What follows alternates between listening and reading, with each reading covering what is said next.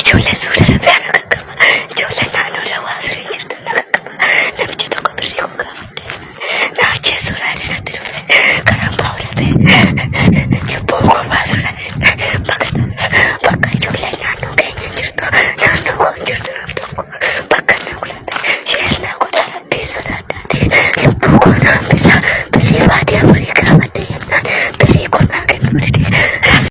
Yaa uummata Oromoo eessa dhaqnaa uma gubannee barra. Inuma gubannee gara gorru dhabnee gara waan dhageenyuuf waan argaa oollu ijoollee keenya shamarranii gubbaarratti guyyaarraa guyyaatti jijjiirramaatuma oolaa of gubannee dhugaa rabbiiti jechaadha. Ashama harka fuunee akkam jirtu hordoftoota chaanaalii kootii nagaa sin gaafachuu hin dagannee nagaa keessanii isiniin jedha. Warroonni mana koo aaraa dhuftamee maamila ta'uu hin daggatinaa. Warroonni dursammoo maamila taatanii jirtan. Adaraa rabbii laayikii godhaan siniin jedha. Dhaloota baay'ee bira gahee micootana namoonni gargaaranii akka baasan jechaadha. Micoon tun kan waraabde guyyaa har'aati baay'ee ho'aa jira. Viidiyoodhumaan hojjedhadheetumaan dhufaalee guyyaa har'aa waraabde hiriyaa ishii tokkotti ergite. Hiriyaa ishii tokkotu immoo viidiyoo ishii kana irratti ergee jechaadha. Baay'ee dukkanaa jira. Dukkana keessa dhaabattee waraabdee jirti jechaadha. Kaleessa galgala waraabdee dukkana keessa. Micoon kun kan ishiin jiraattu Saudi Arabiyaa keessadha. Kan jiraattu afaan hin beektu haaraa reefu kan dhuftedha. Silkii ishillee naa kenna akkaataa ishiin hubadha waan ishiin irra jirtu yookaaniif immoo maal taanan akkasiin akka idoorsisan naaf kenni silkii ishiin dubbisaa jechaan hin jira yoo silkii ishee argadhellee isiniin jedha. Hordoftoota chaanaalii kootii waanuma baay'ee nama gaddisiisa waa'ee shamarran keenyaa kana jechaadha. Baay'ee tokko garaan koo nagaddeena aare. Micoon tuni aaraa afaan kan hin beekne hojjechaa kan jirtu ji'a 4 erga dhufte jechaadha. Ji'a 4 kana keessatti qarshii koo naa kenni jennaani sin ajjeesanaan jedheetu qawwee bitachuu deeme jettiin boose waa sanaan galle beektu. Innaa maal taanan ajjeesa maal goonan birrii koo naa kenni yoo jetteen najjeesa nuumaanuma ijoollee keenya kanarra gaa oolutu na dhibaa jira bara. Yaa Oromoo biyya keenya keessatti yaa shamarran keenya gubanne garaan nu gubatee biyyuma keenya keessa otoo teenyee irra gaariidha. Amma micoon tun kaachaa jirtii garri ishiin itti kaattu halkanidha. Karaan ba'u dhabee ba'uun barbaade lubbuu koo na baasaa ani birrii gaafannaan najjeessuudhaan namichi natti fiiga jetti. Akkam yaa goonu garamitti haa gorru yaa jaran. Micoota naamma lakkoofsi bilbila ishee argachuu hin dandeenye jechaadhaan.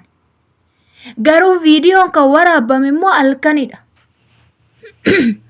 Akkamitti sin gargaarra akkamitti sin gargaaruu dandeenya amma paakeejii Facebook irratti post nan godha. Garuu akkam lakkoofsa ishee argachuu hin dandeenye nama tokko baasuudhaaf nama rakkate tokko shamarraa rakkate tokko baasuudhaaf tokkoffaa mana iddoo jirtu sana yoo beekte lokeeshinii erguu yoo beekte lakkoofsa bilbilaa yoo qabaatte lakkoofsa bilbilaa erga qabaatte lokeeshinii erguu dandeesse. Nama tokko kan ittiin gargaaru lokeeshinii qabaachuudha. Lokeeshiniin qabaanne taanaan akkamittiin namni dhufee sin gargaaruu danda'a. Biyya barbaadan keessa yoo jiraattan warroonni sagalee koo dhaggeeffatanii bilbila qabdan akkaataa ittiin lokeeshinii erguu danda'an ijoollee isaaniirree gaafadhaa. Maaliif seetan hiriyoota keessan irratti lokeeshinii keessan ergaa. Micayyoo kanaan dura boossee Yordaan keessatti eenyutti san lokeeshinii qabdi lokeeshinii beektii lokeeshinii anarrattuu ergitee turte jechaadha ishiin. Ijoolleen abbaan barbaade dhaqee baasuu danda'a jechaadha. Akkasitti baate ishii waan lokeeshinii qabduuf ijoolleen bira dhaqanii taaskii erganii taaskiidhaan baate jechaadha. Kana amma akkamitti akka gargaaru anaaf gaaffiidha na dhibee jira yaa Oromoo koo.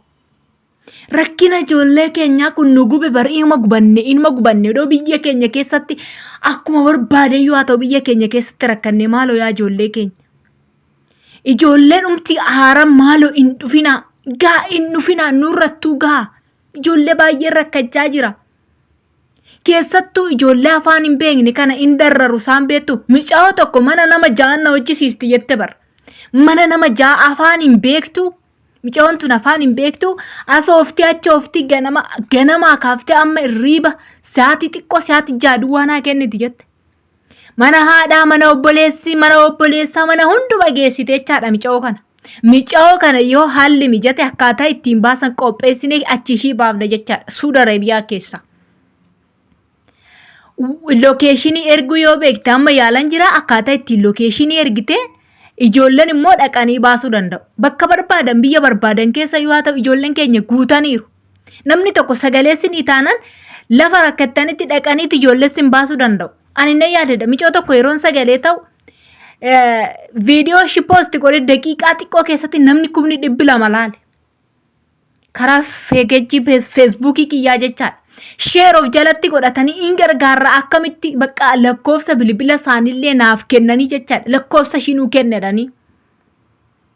Bakka barbaade yoon ta'eyyuu sagalee yoo sinii ta'ani lafa sirra akkattanitti immoo ijoollee sinitti dhiyoo ta'anii biyyaan sinitti dhiyoo ta'an dhufanii sin gargaaruu danda'u. Lokeeshinii yoo qabaattan. Tokkoffaa isaan jalaas gadin jedhina birrii keessan amma 6-5 harka hin teechisina. Birrii keessan dafqa keessan 6 fudhadhaa. Jiyaan siin kennitu taanaan nama sanarraa malachuu eegale. Hin hojjedhu deebisedhaani. Araba jalaa gadin jedhina gaafa dhaqxanii mana ishii seentan jalaa gadin jedhina mala baashi singootii miti. Nama anis nama shiinis nama wanti shii wan singootu hin jiru. Shii wantu sindoorsisu yoo kaate immoo iyyattanii viidiyoo waraabdanii miidiyaa irratti baas sagalee sinii ta'u ijoolleen dhufanii sin gargaaru. Hin baatu achi jechaadha. Umaa wanti sin cannaqu tokko illee hin jiru. Michoo tana amma akkaataa ittiin lokeeshinii ishiin ergitu bichaa otoo argame hin baate michoo tana baasuu danda'u. Ijoollee Suudi Arabiyaa keessaa guuttaanii ijoollee meeqan dubbisa jechaadha. Ijoollee Suudi Arabiyaa keessa jiran. Ijoollee dhaqanii baasuu danda'an. Yookaniif immoo mana ejessiitti illee deebisuu danda'an jechaadha. Kanaaf baay'uma garaan keenya nu gubateera. Ani baay'ee tokkoon gadda dhugaan ijoollee keenya kana yeroon akkasitti ilaalu. Kana cufne bakka inni kun ba'e boqonne yoo jenne asiin dhufaa. Rakkinni ijoollee keenya guyyaadhuma guyyaatti jijjiirame wanti ijoollee keenya irra ta'aa deemu. Ani baay'ee mataa kooti ol natti ta'ee jiraachaa. Ijoollee baay'een keessa na ergaa jirtu dhiifama guddaanaaf godhaa. Sagalee nu ta'e warroonni jettan siniifan ta'a garuu yeroon arganne waan ta'eef yeroon argadde sagalee siniif nan ta'a. Yeroo koorraa irriiba koorraa iyyuu mureeto sagalee siniifan ta'a Oromoon 1000 sin gargaaruu danda'u. Innaa akkasis siniin jedha yaa hordoftoota kiyya yaa shamarran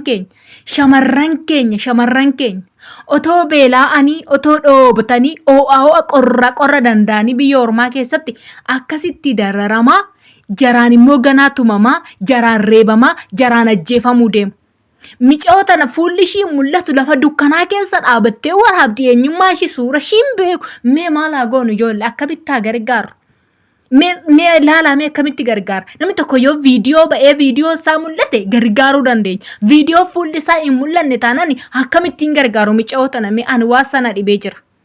Kasis siniin jedha hordoftoota chaanaalii kooti waan na dhaggeeffattaniif galatoomaan siniin jedha. Michoo tana yoo suura ishee argadhellee dhufee isiniif hojjechuu nan danda'a. Video biraatiin amma walitti deebinutti yeroo gaarii naaf qabaadha. Adaraa keessan laayikii godhaa dhaloota baay'ee bira gaa waan ta'eef akkasuma warroonni maatii naaf hin taane maamila naa ta'uun dargatinaa'e yaada naaf qabdan koomentii jalatti naaf kaasiniin jedha. Na jajjabeessuu keessan immoo baay'ee tokko galatoomaan siniin jedha. Anis immoo shamarran biyya Arabaati. Amma kamiyyuu haa ta'u sagalee ta'uu fi hin dhiisu. Sin immoo na jajjabeessuu inni siniin jedha waan barbaade haa dhufu bakka hin jiru kanatti wanti fedhaa dhufu malee sagalee ta'uu hin dhiisu ani shamarran keenya yeroo gaarii naaf qabaadha. Ciao.